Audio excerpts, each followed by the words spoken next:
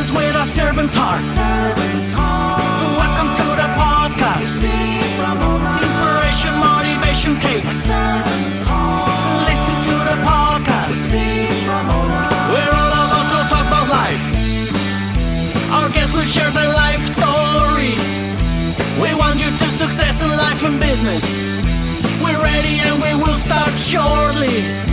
We're gonna talk about life. We're going to speak on business. You're gonna shine bright. We are going to witness. Business with a servant's heart. With hosts Steve, Ramona, and Ray. Inspiration, education talks. Listen to the podcast.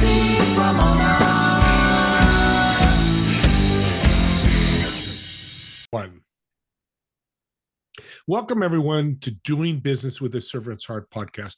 I'm your host, Steve Ramona. I am so fired up to have you join us today. Why? Because we dedicated this podcast exploring the idea of doing business and your life with the purpose of a servant's heart. Imagine the difference and impact you'll make. Also, too, we created this podcast so our guests can motivate you, inspire you, and educate you again to make more of an impact. And your call to action today, or your homework, I've never said that before, but kind of your homework. This is your personal homework. I want you to think about how you're going to serve yourself and others today and what impact you create today. The key word there is today. A lot of people tell me, I heard you say that, Steve, and I waited.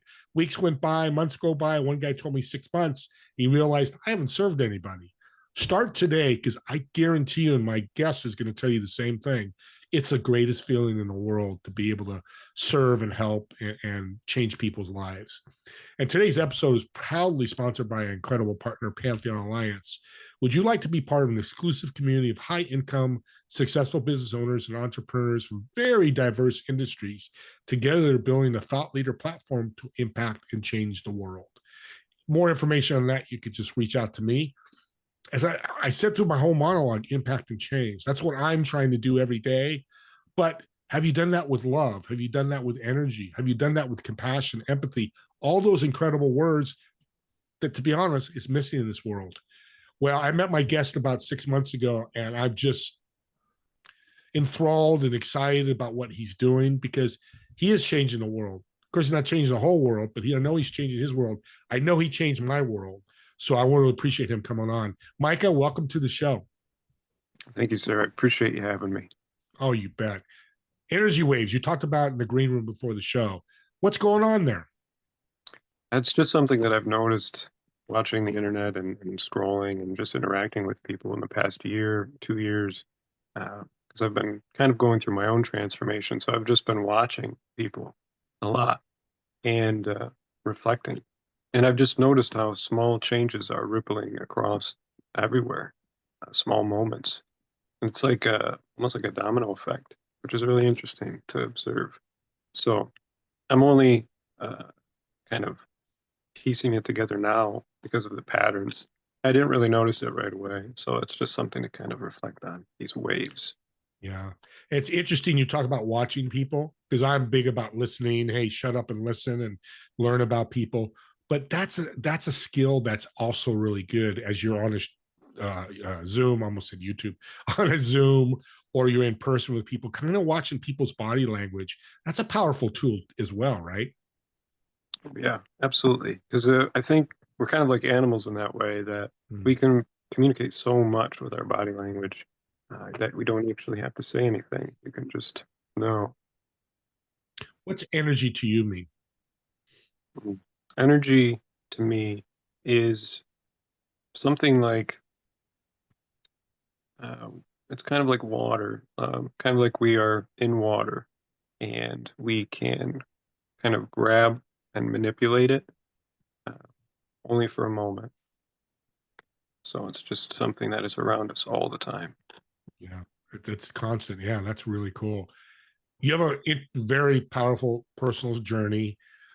And I love that people from their personal journeys build businesses out of them to be able to serve and help and support others. Talk about your personal journey and what came from that. Sure.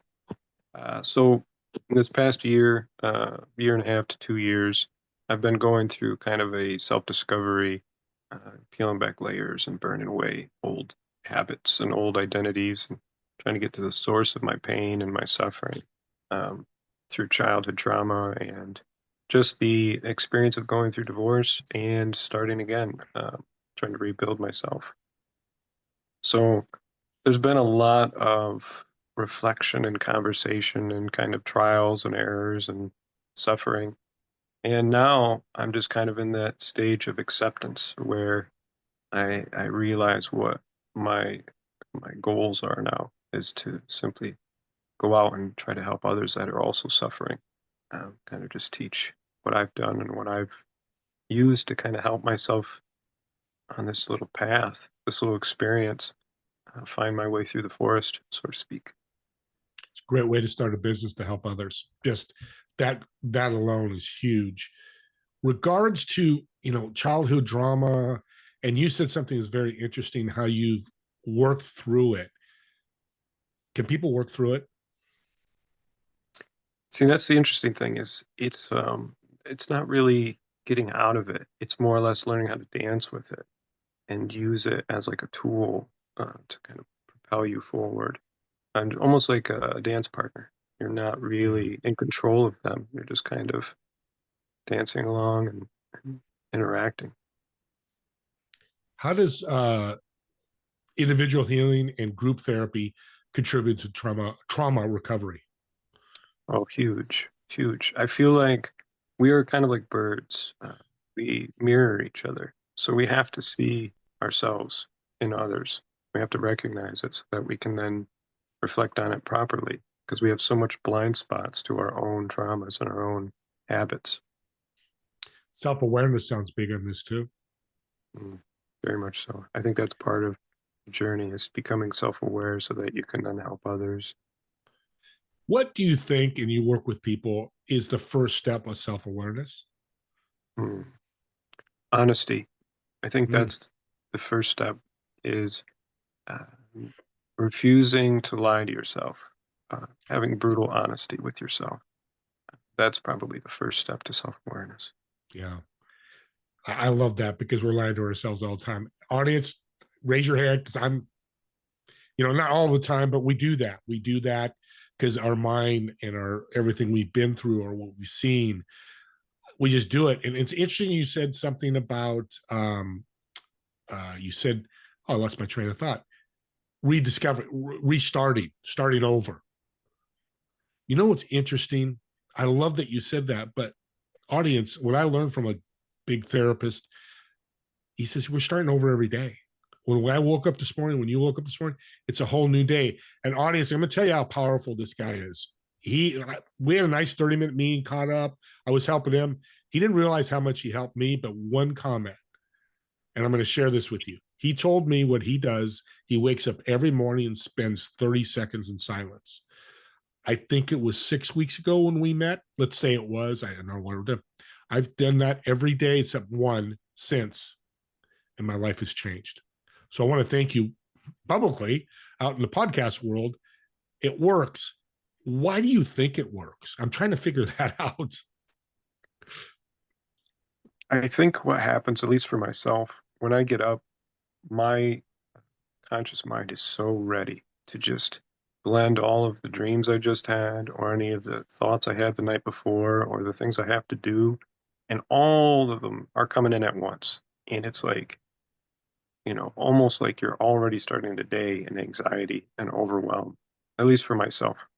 So when I stopped and I just said, no, take control of the ship here and sit and do nothing. We're not going to do anything until I decide because I'm the captain.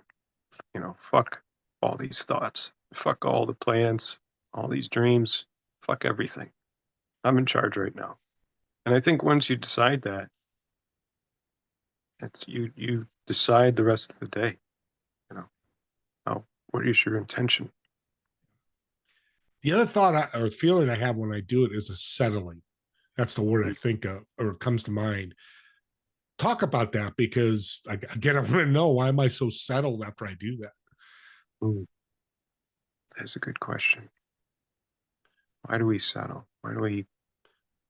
It's almost like our conscious mind is vibrating at a higher level because things become clearer when they are calmer, and you become more aware of not only yourself but your immediate surroundings, uh, the energy Yeah. that is around you.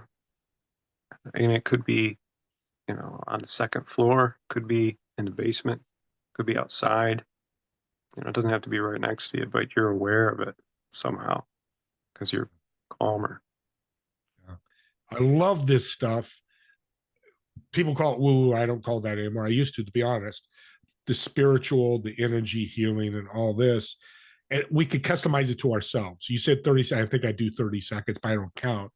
But what I added when I got done, I relax. And then when I'm done, I go, have a great day in my head. So I've added that component. And honestly, that's why this is cool. And that's why this guy's so awesome, is he gives you a tool and then you make an impact for yourself. You might not do that, but I do it. You do something different. Doesn't matter if it makes this, if it gets to the end goal of what we're trying to do, that's the most important thing. Okay, I got to talk about this. You got this film and this book. It's called The Silent Scream. Such a yin yang of a title. I'm screaming, but I'm silent. I'd love to hear more about it. Yeah, yeah. I often would kind of make myself small when I was having big emotions. And one of the things is anger, because there's so much rage when you repress. And that was something I had to kind of tackle, was my own rage. And it's like Incredible Hulk, when you get so mad, you're blowing up into like this monster. So what I would do is I would just scream silently just to get all the energy out. And I thought that was a neat concept. It's like a purge. Yeah, talk about you called it, you've got a graphic novel. Let's start there. We'll talk about the short film. What's the graphic novel about, and what are we going to read? What are we going to get when we read this? Yeah. So the graphic novel essentially follows a young man named Lorenzo, and he loses his father right in the beginning, who was a renowned biologist. And he was basically famous in his field for creating this groundbreaking technology that um, is, I guess it would be inherited to Lorenzo as a gift from his death. And he has to decide what to do with it, which then spawns all sorts of chaos. And in the end, creates a superhero, which is known as the Silent Screen. And the sequel I'm working on at the moment kind of expands the whole universe. So I started off with almost like a peephole into the universe with this origin story, and then I expanded it to multi-dimensional, multi-genre, like horror and fantasy and sci-fi and psychological thriller. I basically blended as many as I could into one genre. Uh, so this next one that I'm working on is it's a lot of fun for me because I get to explore all the different genres that I love in movies and books and stuff. What is the feeling after I read this book that you want people to come away with? Mm. The one thing I wanted to really convey is the rawness of reality and not kind of hide away from trauma, because there's so much dark trauma in the world that we need to kind of shine light on and see it under a microscope and understand the different perspectives when it comes to trauma and how things aren't black and white. There's a ton of gray. And on top of that, anybody can overcome anything and become a superhero. Yeah, very true. Dark trauma. I've not heard that phrase before. Dive a little deeper into that. Hmm. I would say dark trauma, from my perspective, is when things aren't necessarily black and white and it becomes like a complex trauma, a complex PTSD for everyone involved, because it's really like the telephone game where you communicate a message and there becomes some type of convolution and you can't really understand the message. Mm-hmm. And that just causes all sorts of problems with communication. And it's the same with trauma. Like there's some type of intention, but it doesn't get received, or it gets received incorrectly or improperly or whatever. And then everybody's hurt and a whole lot of Yeah. suffering. Yeah. Dark, interesting. That's not good. That's what we need to learn about and stay away from it, which is when I read the book, that's what's going to happen. Is the book out right now? Yeah, I'm working on developing sponsorship so that we can publish Okay. it. I have a publisher ready, and I'm basically marketing for sponsorship to get it Gotcha. published. Great. Yeah. So if anybody interested out there, we'll get all his contact info. You can reach out to him. Let's flip to the short film. I love film. I watch a lot of movies. What's that going to look like? It's probably going to mimic a little bit the book, but I'm sure you're going to expound upon things a little different that you can do on video that instead of reading, right? Yeah, yeah. I'm working on the animation at the moment. I wanted to kind of combine different elements as well, because I always grew up playing video games. I loved video games growing up. I still do. And one of them I would play would be a Nintendo, if people are familiar with Nintendo. Yeah. And I made the animation kind of similar to like a Nintendo, almost like a film on Nintendo. So it's got that element, and it's like really simple. So I went with the most simplest route to create an animation, so that it's not necessarily like, you know, thousands of hours of drawing, because I do enjoy drawing. I enjoy drawing, but I wanted to try to get this out in like a different format, or maybe I'll blend it. Who knows? All depends Yeah. on how I feel. Film's not out yet, correct? You're still working on it.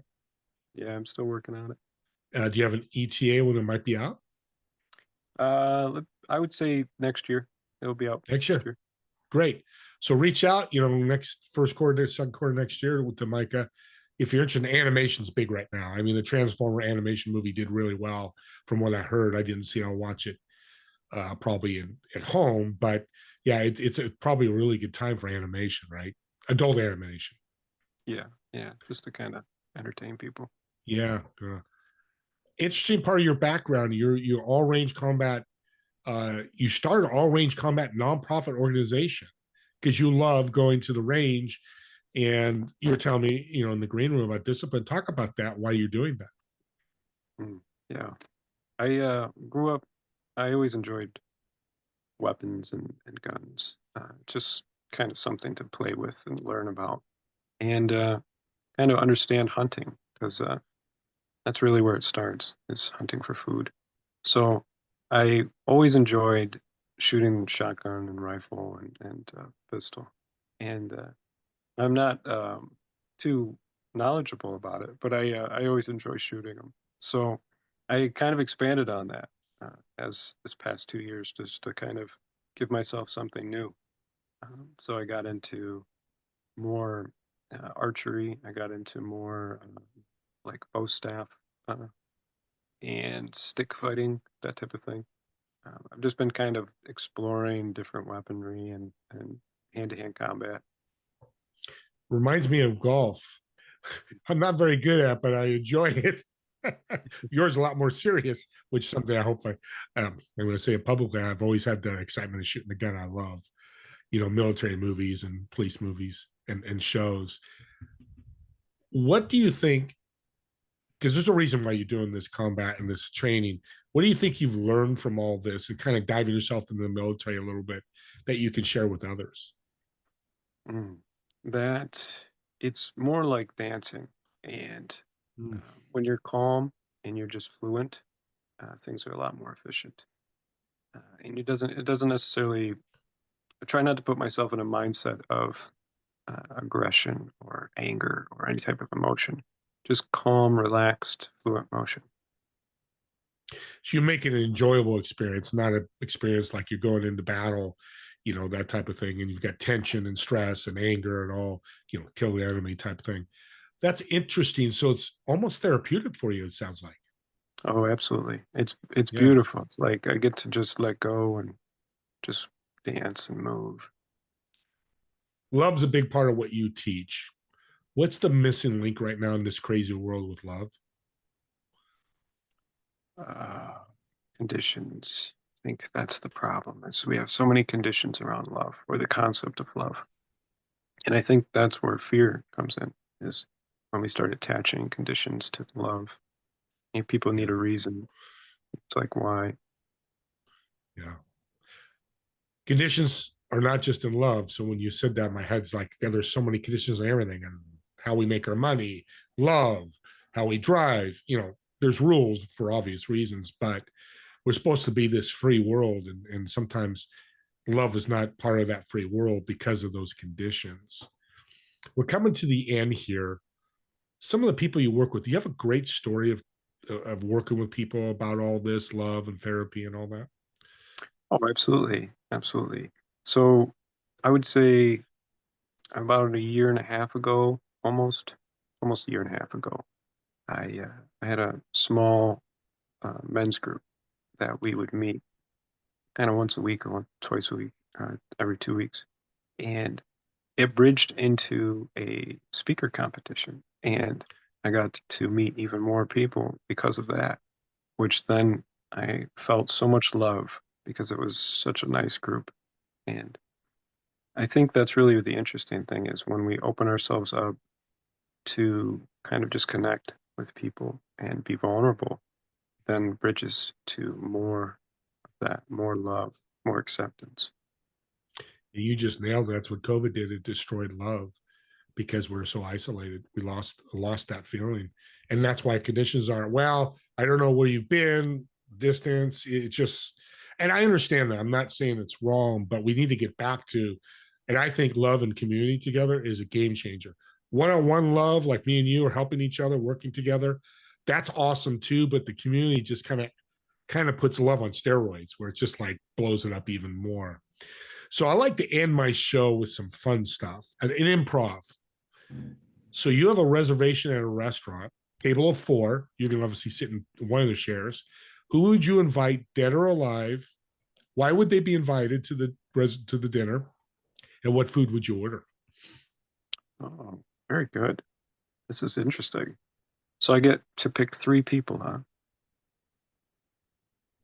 Correct. I would love to have a conversation with Gandhi, and I would love to have conversation with um, Genghis Khan and Sun Tzu.